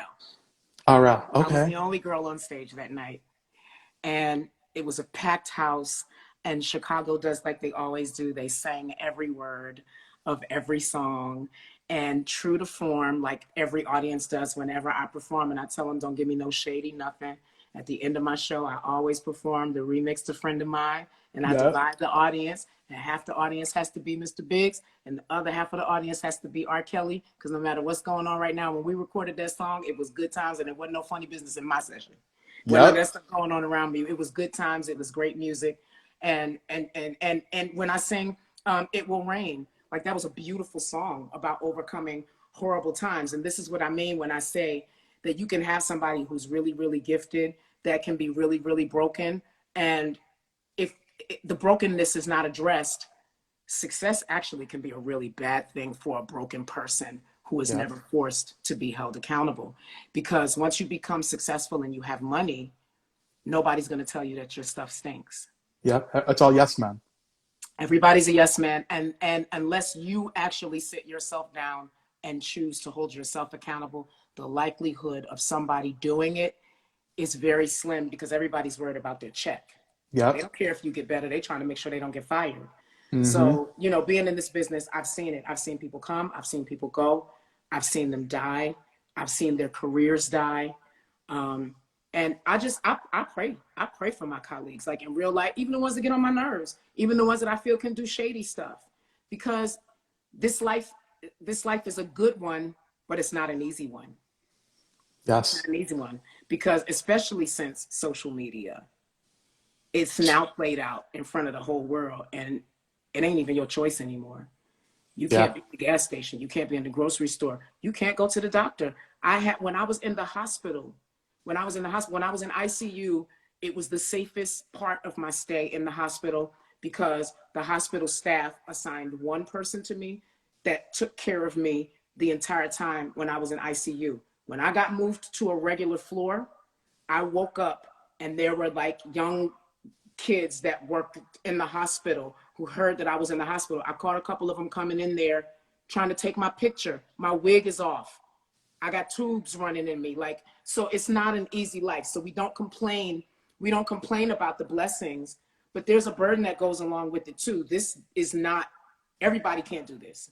Yeah. And it's the reason why so many people break down.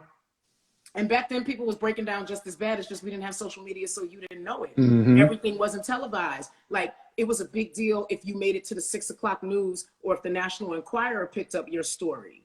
Yep. But now you don't even need that. All you need is one kid with quick fingers and a phone wherever you are. Wherever. And all your stuff is in the street. Yeah. So, you know, It's kind of scary.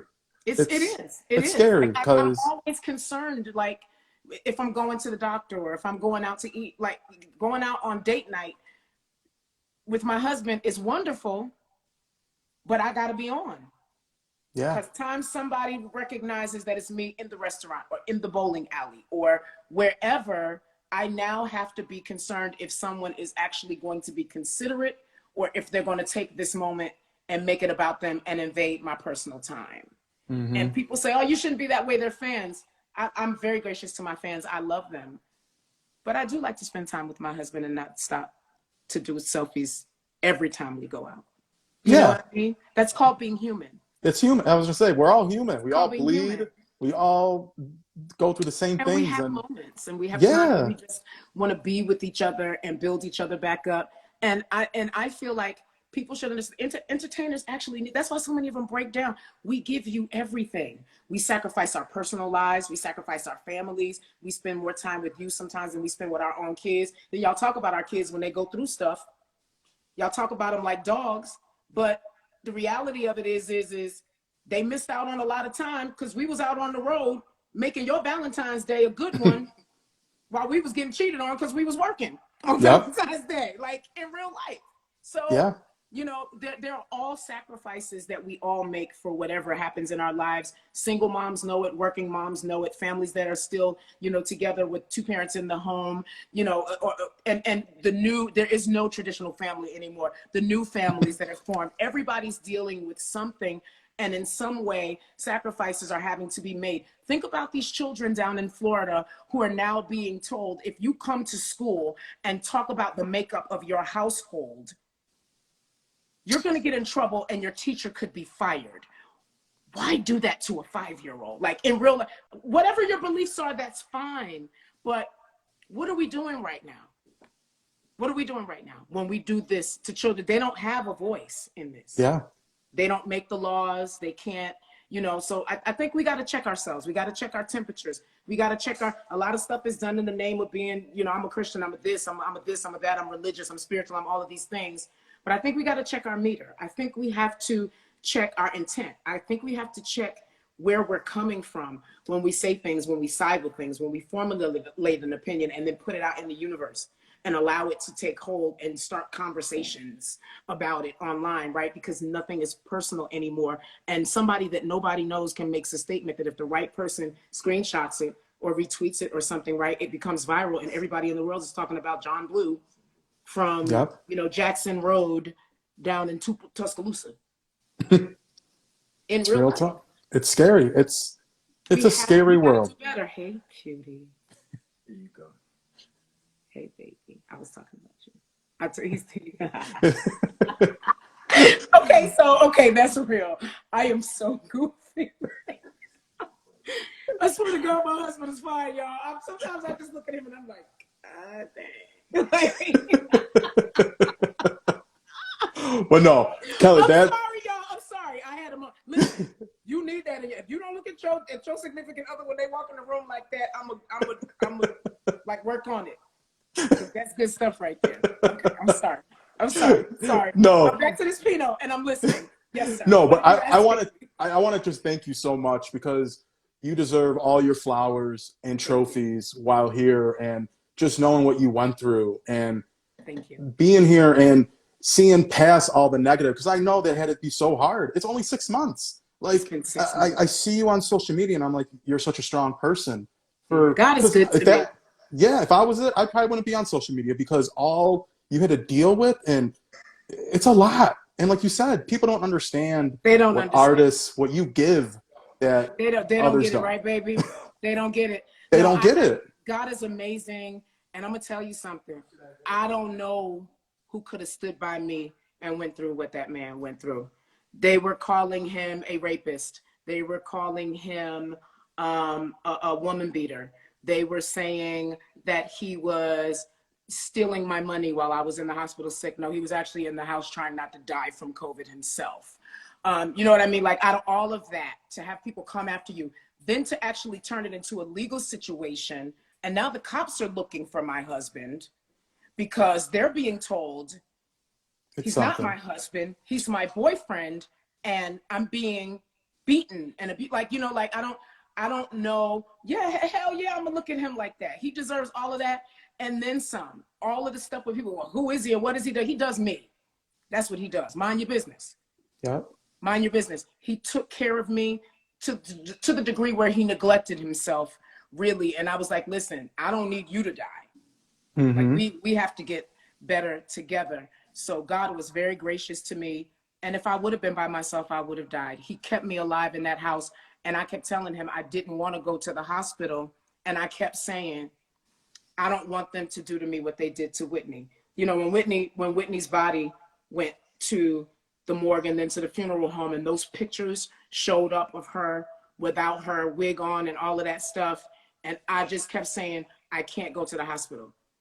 I can't go to the hospital. And against my will, he was like, I'm not about to let you die in this Mm-hmm. house. And a real transparent moment, he picked me up and sat me on the edge of the bed. He said, I just need you stabilize yourself, because I was too weak to even sit and hold my own body weight up sitting on the side of the bed. That's by the time I was in the hospital. That's how sick I was. He sat there. He said, I'm going to dress you. Can you hold your arms up long enough to get your wig on? I'll get you down the stairs. I'll get you in the car. I know you don't want strangers in the house. I'm going to drive outside the gate so that when they put you, all of this happened, Mm-hmm. so that when they put you in the ambulance, the people who are, because we're in Atlanta, let's talk about it. Like, Atlanta, Georgia is white, but Atlanta is black. And he didn't want, he didn't want somebody to know like which house was ours. And so Yeah. he said, I'm going to get you in the car. I'm going to drive you outside the gate. The ambulance is going to meet us outside of the gate. And I'm going to let them put you in the ambulance outside of the gate, outside of our community. And with 100+ temperature, with COVID, he drove in his car behind the ambulance to make sure that I made it to the hospital.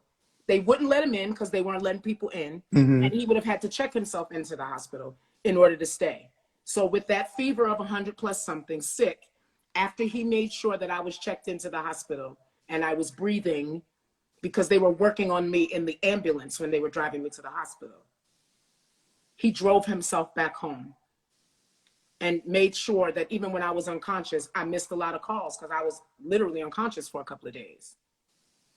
But he never missed a day to call, to text, to FaceTime, to try to talk to me. The doctors talked to him while I was out of it and unconscious. And it was to the point where my doctors were like, FaceTime your husband so we can look in his face. We need to see if we need to send somebody to where he is, because he didn't look so good the last time. So we have our own story to tell. I wasn't about to let it go down like that. I Yeah. wasn't about to let it go down like that. God was really gracious to me.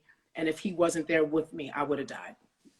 Yeah. It's truly a miracle. Like, I'm just so happy for both of you, and just to Thank see you. your progression and see you smiling again and seeing you on stage. And you getting honored this, and this birthday is going to mean so much more to you because, I mean, we didn't know what was happening last year. I mean, we still don't know in the world. There's so much. There's so much between COVID and this possible war and still racism and police brutality and Black Lives Matter. There's so much going on that it's like overwhelming, but just that you and your husband are, you know, safe and you are still here. Yes. I'm just so happy speaking with you. I want to thank you so much. Like, I truly appreciate it. And thank you.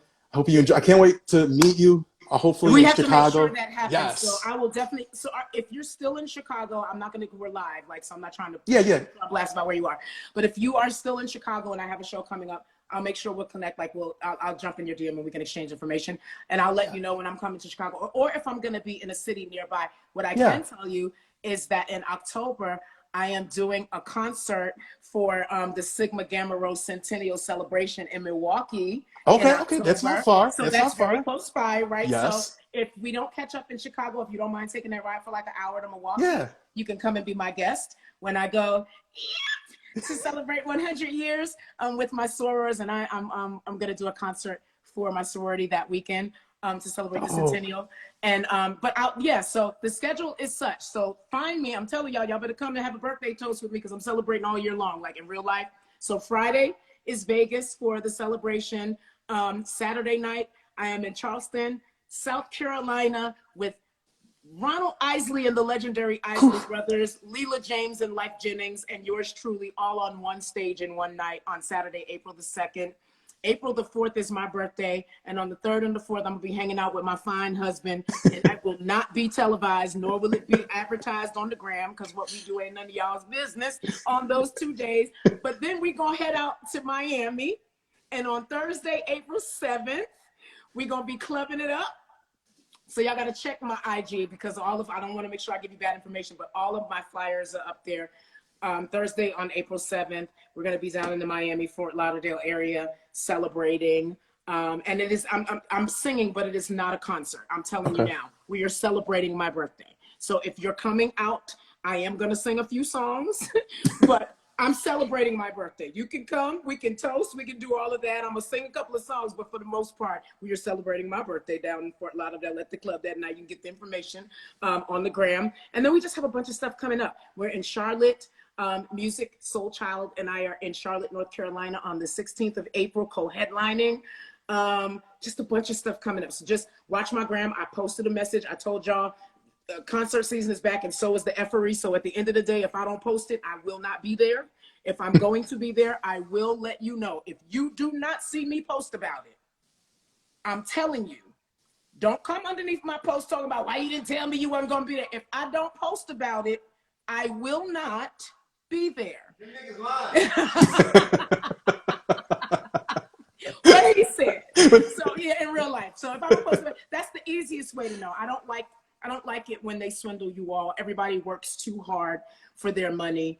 If I'm going to be somewhere, I promise you, I will make the announcement because I want you to be there. Like, I don't want to sing to an empty room. So if I'm going to be there, I promise you that I'll let you know. I will post about it. I will put up a video about it. I will do all of that so you know that it is the truth. I don't want you to be swindled. I don't want you to squander your money. I don't want you to get taken, for whatever, because there are great promoters out there, but there are promoters that don't do the right thing. So I will be in Charlotte on Saturday. I will be in Fort Lauderdale on the 7th. I will be in Charlotte on the 16th. I will be in Detroit on May 6th. I will be in Oklahoma City on May 7th. I will be in Atlanta on May 8th. Like Mother's Day weekend, it is going all the way down. I'm going from Detroit to the Black Cowboys in Oklahoma City to Atlanta to the historical Fox Theater to shut the house down with some incredible artists on Mother's Day. Like it's going down. I will keep you all in the know. I am so grateful. It's been 6 months. I should still be in speech therapy trying to figure out how to catch my breath to talk. And God has blessed me to get 100% of ability back in both of my lungs after being 100% diminished in one and 85 to 90% diminished in the other. There's no way in the world I'm not going to sing. No way in the world. It's great. No way in the world. Philly's coming soon. I see you. Oh, gosh. Oh, my God. Yeah, I forgot. I just found out about Philadelphia today. So I had COVID when I was supposed to do the Dell Theater last year with the Isleys. And so the city of Philadelphia does this every year. And when I got sick, thank you, city of Philadelphia, someone from the city of Philadelphia sent me some flowers and a get well card while I was sick. And they came back to me and asked me if I would be able to do the date this year. So I just said yes today. So I will be in Philadelphia on Thursday, August the 18th with Drew Hill. Oh, okay. And waiting on them to tell me the other 2 acts that are going to be. So Philadelphia is now on the calendar on Thursday, August 18th. I will keep you all in the know. I am enjoying this time right now. I am taking my time and I am allowing God to do only what he could do. Because when I tell you, and only somebody that has had a disease of the lungs can understand what I mean when I say 100% of my right lung was dead and 85 to 90% of my left lung was done. To be singing is unheard of right now. Speaking is supposed to be a challenge for me. And I'm singing. So yeah, I'm cutting up at all my shows. I'm cutting up at all my concerts. Oh, I know you are. I know you are. Absolutely. So grateful. So grateful. Like, if y'all thought I was loud and annoying before, really, like, if it's a problem for you, I'm telling you now, block me. Like, I'm going to get on your nerves. I'm going to get on your nerves in real life. Baltimore's coming soon. We're working on the calendar. People are realizing, so now, like, the buyers and the tour people are realizing, like, no, she's back out there singing again. So I see you calling off your cities. I'm coming. I promise you. Now that people know that I am well and I am able to travel and sing, the phone has not stopped ringing. So yeah, I'm coming. Just keep watching my IG. I will announce when I'm coming to your city. I promise. And when the summer comes, you just might need to do a girls trip or a road trip. I'm just saying. Come sing in a different city and have some fun and do things that you wouldn't do in your hometown because of nosy people. For real. It's so true. So, yes.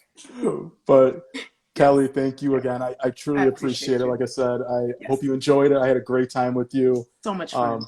Yeah, and like I said, stay blessed. Have an amazing birthday. I can't wait to see you at the Black Women in Media brunch as well, getting honored. I can't wait to see the photos. That will be televised. TV1 is going to film it, so you will actually get a chance to see that.